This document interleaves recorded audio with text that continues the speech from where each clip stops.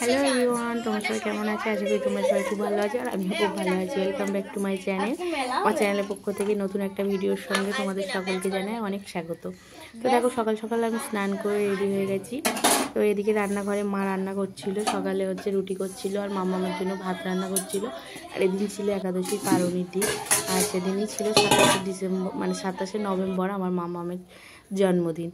তো দিনটা খুব স্পেশালি, প্রত্যেকটা মায়ের কাছে তার সন্তানের জন্মদিনটা খুব স্পেশালি হয়। তো আমার কাছেও ব্যতিক্রম কিছু না, আমার কাছেও দিনটা খুব স্পেশাল, খুব কি বলবো অনেকটাই ভালোবাসার দিন।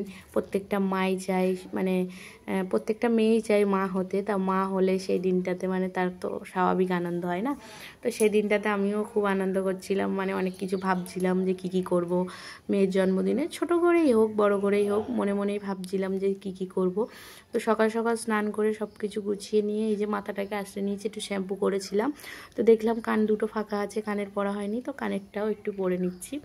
তো কেমন লাগছে আমাকে অবশ্যই কিন্তু কমেন্ট করে জানিও। সকাল সকাল আমি স্নান করে যে পুজোটা দিয়ে নেব, যেহেতু মামামের জন্মদিন। তো মায়ের জন্মদিন উপলক্ষে মেয়ের নামে একটু কামনা বাসনা করে ঠাকুরকে প্রত্যেক দিনই তো পুজো দিই, তো সেদিনটা একটু খুব ভালো করেই পুজো দিচ্ছিলাম। তো এই যে আমার পুজো দেওয়া কমপ্লিট। আর যেহেতু একাদশীর পালনই ছিল, আর আমি আর মা তো একাদশী করি, তোমরা এর আগের ভিডিওতে দেখেছো।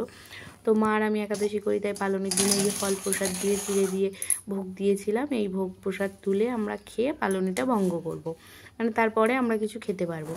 তো এই যে পুজোটা দেওয়া কমপ্লিট হয়ে গেছে। এদিকে মামামের জন্মদিন উপলক্ষে বাংলায় হচ্ছে অগ্রহায়ণের 10 আর ইংরাজিতে হচ্ছে 27শে নভেম্বর, একই দিনে পড়েছিল যখন যেদিন জন্ম হয়েছিল, কিন্তু প্রত্যেক বছর তো পড়ে না, তো এই বছরটা অন্যদিন পড়েছিল। তা 10 তারিখটা বাংলাতে 10 তারিখটা একাদশীর দিন ছিল বলে সেদিনটা আমি করিনি, তারপরের দিনই পালনটা করছি, যেটুকু করব পায়েস টায়েস সেগুলোই করছি। তো দেখো, আমি ঠাকুর ঘরের একটা পাত্রে চাল ভিজিয়ে আর ফুল তুলসী পাতা দিয়ে ঢেকে রেখে দিয়েছি ঠাকুরের নামে নিবেদন করে। আর এদিকে হচ্ছে আমি বসিয়ে দিয়েছি পায়েস করবো বলে। আর এদিকে কাজু বাদাম এদিকে তোমাদের দাদাভাই সমস্ত সবজি পাঠিয়েছে, বলেছে 5 রকম ভাজা করবে। আর হচ্ছে এমনি কিছুই হবে না, কেউই নিমন্ত্রিত নেই, আমরা বাড়িতেই খাবো। তো এই যে মাংস রান্না হবে আর হচ্ছে ফ্রায়েড রাইস ভাত করব। তো তার জন্য এই যে সবজিগুলো পাঠিয়েছে সব একে একে আমি গুছিয়ে নিচ্ছি। ওদিকে জলটা গরম হয়ে গেছে, তো এদিকে দুধটাও আমি বসিয়ে নিচ্ছি, দুধটা করিয়ে নিচ্ছি গরম জলে, আমল দুধটা গুলিয়ে দিচ্ছি। এদিকে জলটা গরম হয়ে গেছে, চালটাও দিয়ে দিয়েছি। তো এই যে আমার হচ্ছে জল চাল জল এই যে ফুটে উঠবো হয়ে গেছে প্রায়।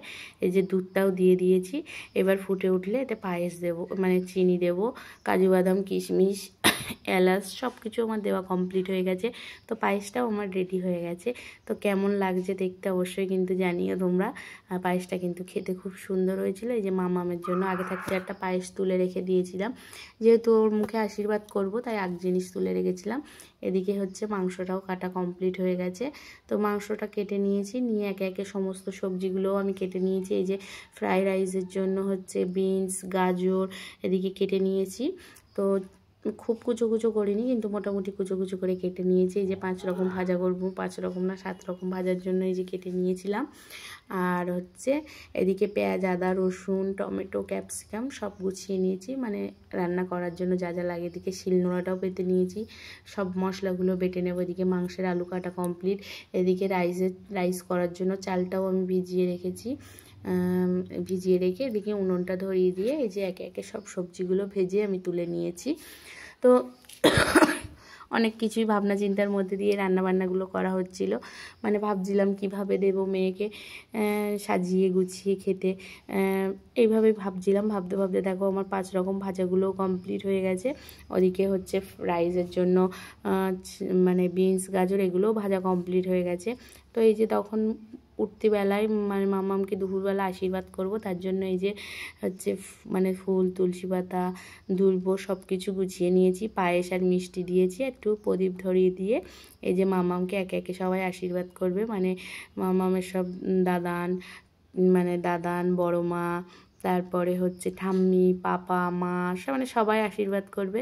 তো দেখো ছোট মানুষ আশীর্বাদ করছে, সবাই কত ভালো লাগছে না। এটা হচ্ছে আমার শ্বশুরমশাই, মানে তোমাদের এই সোনামায়ের হচ্ছে দাদান। আর তার আগে যেটা করলো ওটা আমার জ্যাঠা শ্বশুর, ওটাও হচ্ছে আমার মামামের দাদান। তো আমার মামামকে কেমন লাগছিল তোমরা কিন্তু অবশ্যই কমেন্ট করে জানাবে। এটা হচ্ছে দুপুরের সাজ।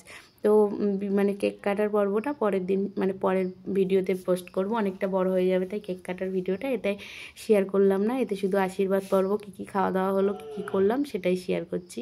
তো তোমাদের ভিডিওটা কেমন লাগে অবশ্যই কিন্তু কমেন্ট করে জানিও, আর ভালো লাগলে অবশ্যই কিন্তু কমেন্ট করে আমার পাশে থেকো তোমরা। তো দেখো এই যে মামামের বড় মা, মানে আমাদের ঠাকুমা, আর মামামের হচ্ছে বড় মা। তো সবাই এই যে মানে আশীর্বাদ করছে একে একে, ছোট মানুষ। আর পাশে যে বসে আছে ওটা হচ্ছে আমার জায়ের মেয়ে, মানে আমার মামামের দিদি সোনা। তো এই যে ঠাম্মি মানে বরণ করছে। তো ও মানে বলে দিচ্ছে আমাকে এইভাবে আশীর্বাদ করো, ওইভাবে আশীর্বাদ করো। যেহেতু ছোট মানুষ তো ওর খুব আনন্দ হচ্ছিল যে এরকম করছে। মানে এই দু বছর জন্মদিন পর্যন্ত অতটা বুঝতে শেখেনি, সব কিছুতে বড্ডই কান্নাকাটি করতো। মানে আশীর্বাদ করার সময়ও কান্নাকাটি করতো, কেক কাটার সময়ও কান্নাকাটি করতো। আর যেহেতু ঠান্ডার সময় মানে জন্মদিনটা পড়তো, সেহেতু একটু সর্দি কাশি লেগেই থাকতো, যার জন্য খুবই জ্বালাতন করতো। কিন্তু এবছরটা দেখছি খুবই আনন্দের সহিত এই আশীর্বাদ করছে সবাই, খুব মানে মজা হচ্ছিল ওর, মানে ওর নিজে থেকে খুব মজা করছিল। তো যে আওয়াজগুলো মানে কথাগুলো বলছিল সেগুলো আমি ভিডিওতে দিতে পারছি না, দিলে হচ্ছে মানে আওয়াজটার কপিরাইট চলে আসবে, ওই জন্য। তো সব শেষে মাকে নাকি আশীর্বাদ করতে হয়, তো আমি সবার শেষেই আশীর্বাদ করছিলাম। সবার আশীর্বাদ করা কমপ্লিট হয়ে গেছে, এই যে আমি সবার শেষে ওকে আশীর্বাদ করে মানে পায়েসটা গালে দিয়ে দিয়েছি। তো মায়ের আশীর্বাদ সবার শেষেই নাকি করতে হয়, আর সবাই হচ্ছে একে একে আশীর্বাদ করে নিয়েছিল। তো সেগুলো হচ্ছে মানে সবার আশীর্বাদগুলো ওর মাথায় মানে থাক, সবাই আশীর্বাদ করো, তোমরাও সবাই আশীর্বাদ করো, কারণ তোমরাও এখন আমার ফ্যামিলির একজন, মানে ওরও ফ্যামিলি মেম্বার। সেই জন্য আমার মেয়েকে সবাই আশীর্বাদ করো যেন ও মানুষের মতো মানুষ হয় এবং খুব ভালো থাকে, সুস্থ থাকে ও সব সময়। তো এদিকে মাংসটাও কমপ্লিট হয়ে গেছে, এদিকে রাইসটাও এই যে মিশিয়ে নিয়েছি সমস্ত দিয়ে। তাই ওই যে মাম্মামের থালাটাও সাজিয়ে নিয়েছি, 7 রকম ভাজা, রাইস আর মাংস। তো এই যে একে একে সাজিয়ে নিয়ে ওকে খেতে দিয়ে দেবো। তো এই যে ওর দিদি সোনা আর ওকে এই যে খেতে দিয়ে দিয়েছি, দিদি সোনাকেও ওইভাবে সাজিয়ে দিতে হবে, তো দুজনকে ওইভাবে সাজিয়ে দিয়ে খেতে দিয়ে দিয়েছি।